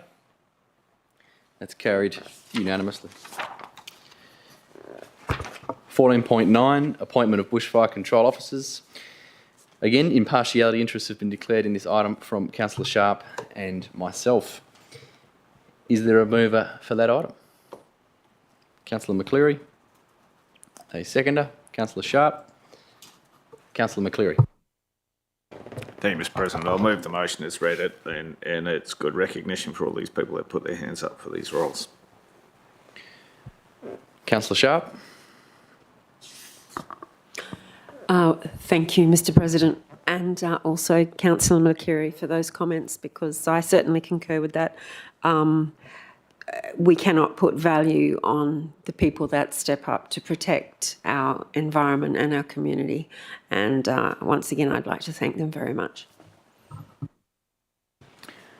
Are there any further speakers to the item? Councillor Terrantroy.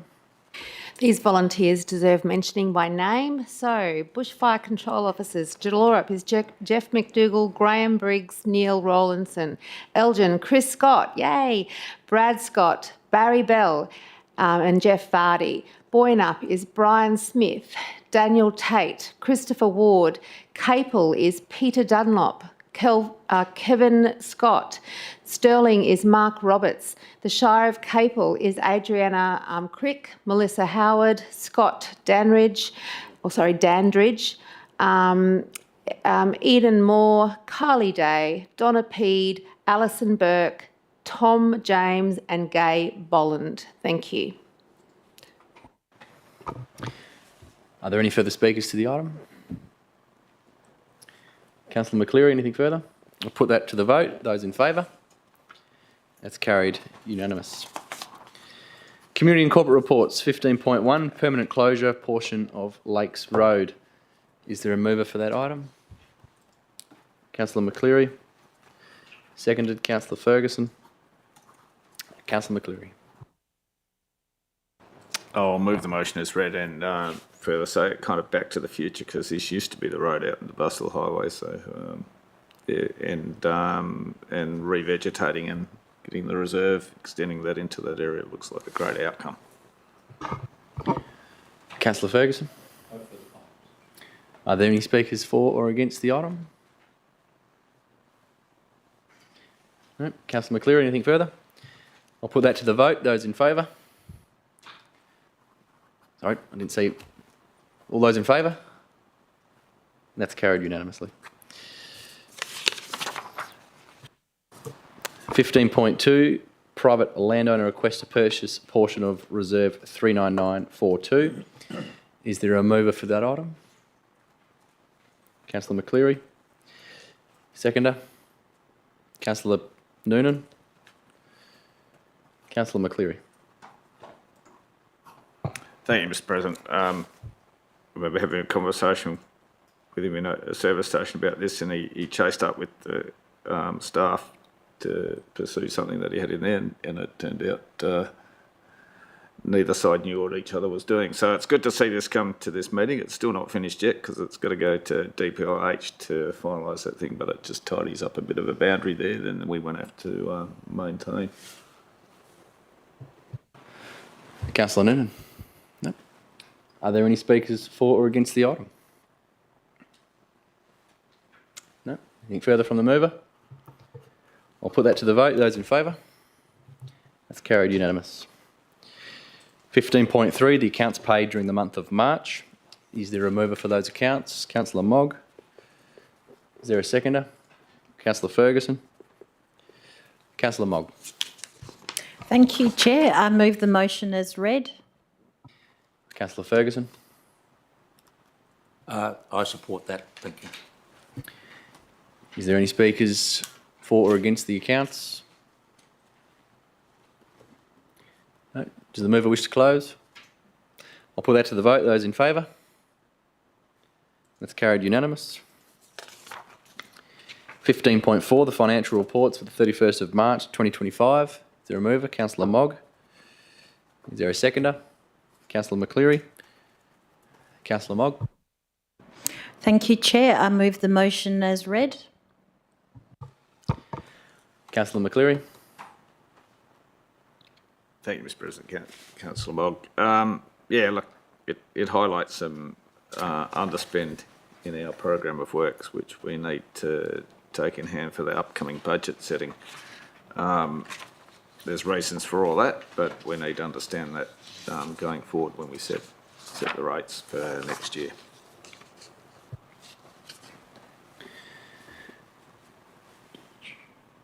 Are there any further speakers for or against the financial reports? Councillor Mogg, do you wish to close? Thank you, Chair. I'd just like to acknowledge the officer's recommendation and the work that goes into getting all our reports monthly done. Thank you. I'll put that to the vote. Those in favour? That's carried unanimous. 15.5, Policy Review, Fraud and Corruption. Is there a mover? Yes, Councillor Ferguson. Thank you. I didn't get a second. Oh, I do, sorry. Councillor Mogg. Councillor Ferguson. Mr. Shire President, I believe we actually have an amended motion that has been drafted that may well be more purposeful in addressing this issue. So I'd like to foreshadow the introduction of the alternative motion. You foreshadowing that motion, are you, Councillor? Yes. All right. So in order for that to be considered, the motion that's now on the table will need to be lost. Councillor Mogg. All right. Are there any speakers for or against policy that's currently on the table? No? Anything further from the mover? No, no, thank you, Mr. Shire President. All right, all those in favour? And those against? Sorry? I'll do that again. All those in favour of the item that's on the table? And those against? Sorry. For your foreshadowed motion to be considered? Yep. All right. All those in favour of the item that's currently on the table? And those against? Right, that is lost unanimously. So we move to the foreshadowed motion from Councillor Ferguson. Is there a seconder to that? Councillor Mogg. Councillor Ferguson. I've got nothing further to contribute to it. I think it's self-explanatory, and we'll see if staff and ourselves can ensure that it works effectively into the future. Thank you. Councillor Mogg. All right, well, I'll speak to the policy, because it was actually me that wrote it. I was sort of, you know how I operate, I don't like to speak unless everyone else has had a chance to. So it's probably my fault, but that was a bit more lengthy than it needed to be to get to here. Look, the policy itself is largely consistent with what was presented to us by officers. However, I just wanted some things clarified, but also some policy procedures better detailed. So I suppose the first changes that are made that are largely different is in the policy statement. There's 5 bullet points there which I really wanted to emphasise the standards that the Shire of Capel expects of all those who conduct business with it. I'll get to that in a little bit further.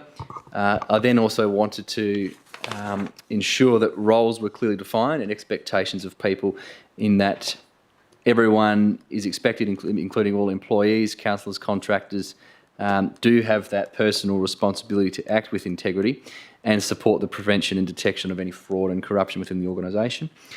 I wanted to clearly make the CEO responsible as council's employee and the head of the administration to ensure that the local government has appropriate mechanisms to ensure that the objectives of this policy are met. And the probably key part of that is ensuring that all staff and the contractors and consultants that it employs are made aware of matters that constitute fraud and corruption, as well as having the appropriate mechanisms in place for reporting, responding and investigating any found or suspected fraud and corruption. And then also wanted to make, in the policy, make it pretty clear of where those reporting lines are to begin any of these sorts of processes. Again, largely consistent with the officer's recommendation, but including the provision of myself as the way to be reporting on matters regarding the one executive position, as well as where the appropriate report should go to if there's any cases of matters on staff, contractors, consultants or elected members. I think that's important, is that elected members weren't actually really clearly defined in the officer's report as the head of the governing body of, as shared custodians of that, and ultimately the body that has the responsibility for workplace health and safety and those things in the local government. I think it's very important that councillors are not only the owners of this policy, but also mentioned within it and bound by it as well. And so that brought me to the final change that I made, is around the application of the policy was clearly defining that it's all Shire employees, whether they be permanent, temporary, casual, full-time, part-time, that all elected members are also bound, and that any contractors, consultants and any other individuals, organisations performing work on behalf of the Shire of Capel are also bound, considering they could have access to key systems. And that's something that I think we'll consider in the future around things like data and cyber security. This has certainly a role to play in that space, particularly around that fraud and corruption side of things, given that the cyber space certainly is evolving every hour, if not every minute. So that's the basis behind the changes, and I hope that council is supportive of those changes and and now the recommendation that's on the board. That's all from me. Are there any further speakers? Councillor Terran-Troy. Question. So this policy goes forward, if approved by council, becomes active after we approve it tonight. And what will it apply to any investigation currently occurring, if there is any investigation currently occurring? The policy becomes as adopted, would immediately become the position of the council and local government. There would be considerations in it as part of any past or current and future investigation, but that would have to be advice that would be sought on that if that was occurring. Thank you.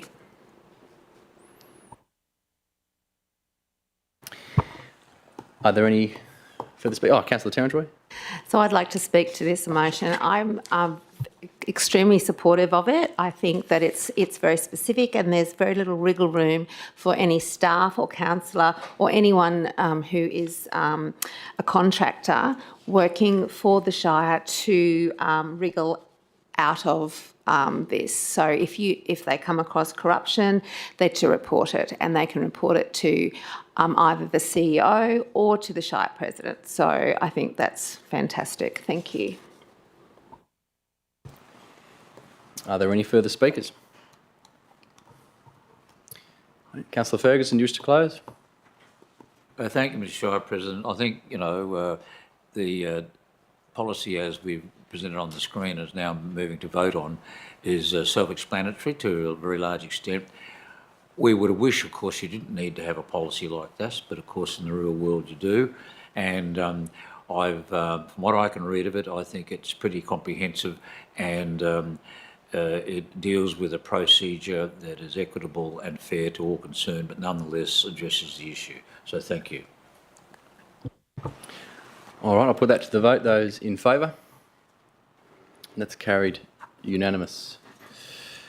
15.6, Policy Review Payment Authority. Is there a mover for that policy? Councillor McCleary. Is there a seconder? Councillor Dillon. Councillor McCleary. Thank you, Mr. President. Thank you, Councillor Dillon. Look, I'll move the motion as read. I think it's just a process that we have to have, and it clarifies the payment processes. Councillor Dillon. Are there any speakers for or against that policy? Councillor McCleary, anything further? I'll put that to the vote. Those in favour? That's carried unanimous. 15.7, policy review, financial reports. Is there a mover for that item? Councillor McCleary. Seconded, Councillor Mogg. Councillor McCleary. Thank you, Mr. President. Thank you, Councillor Mogg. Move the motion as read. Excited to see this coming forward in the planning and how it all pulls together in our reporting. We've kind of been doing some of this beforehand. It'll be really good. Councillor Mogg. Are there any speakers for or against the policy? No. Anything further from the mover? No. I'll put that to the vote. Those in favour? That's carried unanimous. There is no new business of an urgent nature. We come to public question time. Are there any questions from the public? No. Motions without notice. Is there any motions? Councillor McCleary intends to move a motion without notice. I'll get that authorisation from council. First moved from Councillor McCleary. Is there a seconder? Councillor Mogg. That a motion without notice be considered. All those in favour that a motion without notice be considered? That is carried unanimous. Councillor McCleary, your motion. Thank you, Mr. President. Thank you, Councillor Terence. The motion deals with the RV dump point in Boynup, and I think there's been a lot of procrastination or a lot of discussions on there. And my reason for the motion is I'd like to park it. It's still in scoping. We've got a lot of money allocated to it, but I can't see within the next 12 months that we'll progress much further. It also gives some options to look at third-party involvement going forward, and hopefully by July we'll get a formal report back to council on the progress with that. But it does show that we've listened to the community in that area, and whilst it's held up the project, it'll be. I'm pretty sure we'll get a reasonable outcome with it, but I'd hate to tie up that money for another year, and I'd like to see it go into diverted into the revenue stream so we can spend it on more other things that have a higher priority at this stage.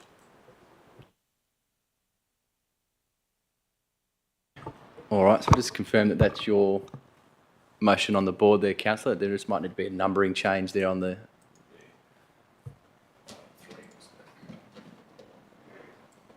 All right, so that's your motion on the board, councillor? Yep. The seconder was Councillor Mogg. Do you wish to speak to the item?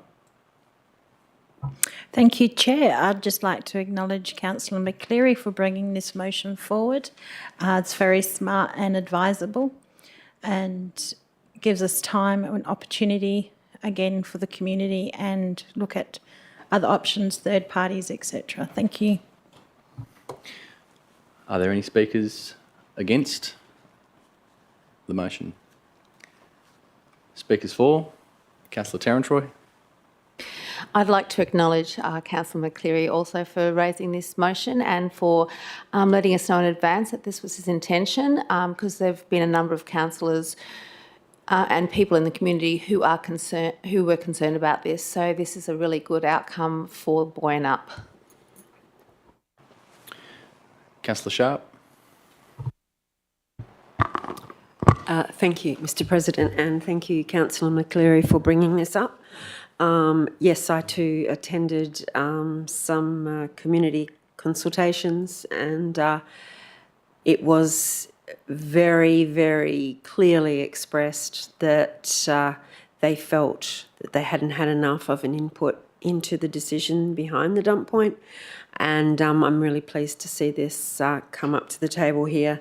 And hopefully we can move forward with more clarity later on, and obviously show the general public that we are listening to what they have so vehemently expressed, and I think it's a good move to be positive like that. for the community because Boyne-Up's a very special place, and I think this is a really important project that needs to be thought through thoroughly. Thank you. Are there any further speakers to the motion for or against? Councillor Dillon. Thank you, Mr. President. Yeah, I'll give you my 20 cents on this. I would have been quite happy with an even stronger wording to this motion about basically Capel Shire not pursuing the dump point to any great degree any further, with a qualification that I know quite a few of the business community out there were very, very keen to see this happen, as was I. But no two ways about it. I attended, 4 community consultations and group meetings over the space of a couple of weeks. And clearly the Bridge Street location behind Hugh Kilpatrick was not preferred by the community. It's just that simple. We know the reasons why the other sites were ruled out. And as a result, I would have been quite happy to say, Council, not pursue it any further. I will be voting for this motion without notice from Councillor McCleary, mainly with a view to point 3, seeking third-party interest in developing an RV rest area within Boyne-Up. I believe there is some opportunities to maybe incorporate a dump point with that RV rest area. Let's see where it leads us, but I'll be voting for the motion, but I would have been quite happy to say, let's just leave it. It's a very contentious issue. We couldn't find an appropriate site. I would have been happy to sort of mothball it, like I say, with qualification, with sincere apologies to the Boyne-Up business community who were very keen to see it happen. Are there any further speakers to the motion? Councillor Noonan. I suppose it's good to put all of the cards on the table, and I'd also like to congratulate and thank Councillor McCleary for this motion. I think it's a very, very good motion. I think it will be very warmly received by the people in the Boyne-Up community. So the fact that it rules out the Bridge Street location, I think that that is very well worded. It will be well received. So thank you. And of course, it doesn't rule out the project. I do believe it will happen, but it'll happen in a better place. All right, are there any further speakers to the motion?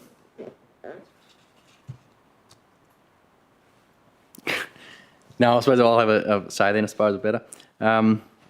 Look, I'm supportive of the motion. I think the community's made quite clear their opposition to the location behind the Hugh Kilpatrick Hall there on Bridge Street. It's not very often you see the community actually get together and do a little sign to say, please, Shire of Capel, don't do this. So message received loud and clear. Whoever actually did that sign, I'd be keen to know who and have a chat to them.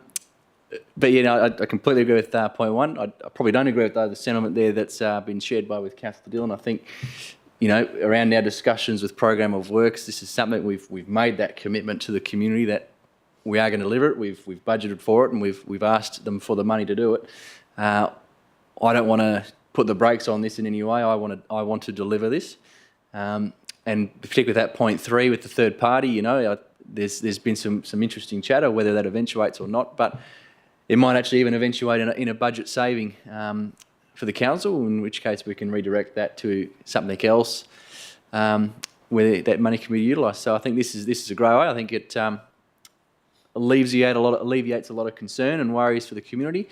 It utilises what they've told us around where a potential co-location of the 2 facilities could be. We get some action and delivery results by July, when we'll be adopting our budget, so we can make any necessary adjustments there anyway. And then, yeah, as I already mentioned, the third point there around third-party investment, that's something that be very interested to see the results on that. So very supportive of this motion. Thank Councillor McCleary for bringing it to us. And be interested to see what we get in July, and hopefully we can make a decision on this and move forward. with other things. So with that, are there any further speakers to the item? Councillor McCleary, you wish to close? Thank you, Mr. President. Look, I will admit that I got some assistance from the President in preparing this motion. So there's a bit of a discussion and a bit of background to it. It was pointed out that now with the new highway, that Boyanup, if you come off the highway, is the first stop heading on the Southwest Highway. It'd be nice to think that we do have set up an RV rest area there with facilities.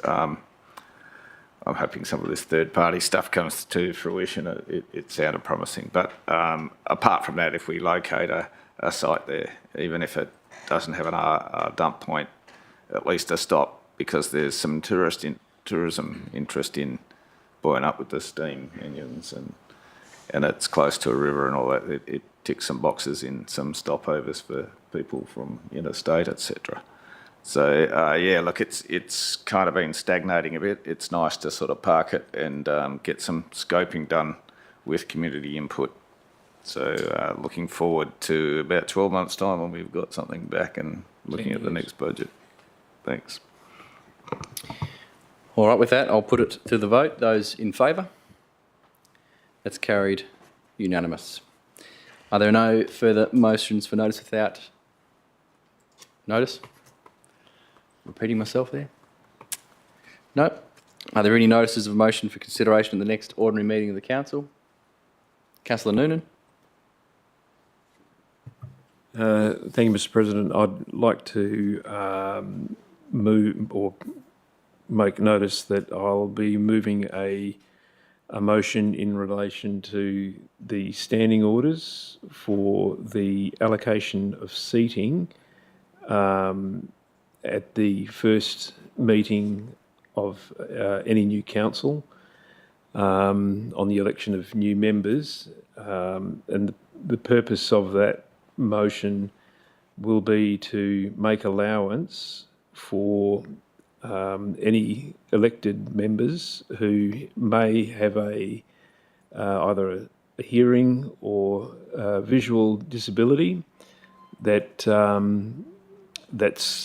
substantiated with a medical certificate or medical evidence, to enable them to be given a seat at this table where they can more readily either hear or see or participate in the discussions that are going on. I think that that's very, very important that we are all able to do that.